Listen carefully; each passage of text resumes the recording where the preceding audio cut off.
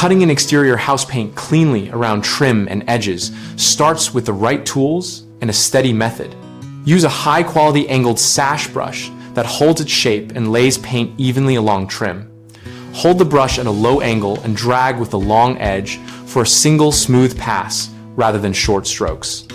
Work in manageable sections so the brush stroke remains wet to allow second pass smoothing with the tip of the brush. If paint skins, dip briefly and continue rather than overloading the brush. When using painter tape, apply it sparingly and press it down firmly with a plastic card to avoid paint bleed under loose edges.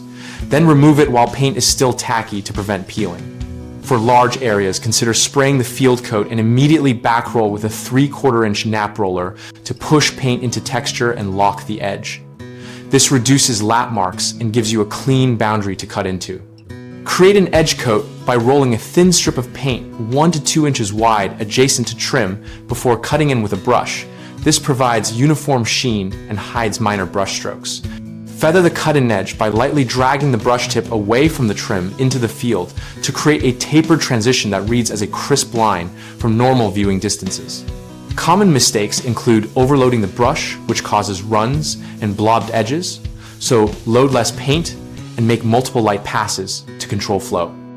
Another issue is heavy use of painter tape that tears or lifts old paint, so minimize tape use and remove it while paint feels tacky instead of fully dried. A third frequent problem is spraying without backrolling, which leaves a powdery finish and uneven coverage. So always backroll freshly sprayed walls near edges and create an edge coat where the roller meets the trim. BigHomeProjects.com connects homeowners and contractors around projects like exterior painting and provides a discussion community where we share techniques and local experiences.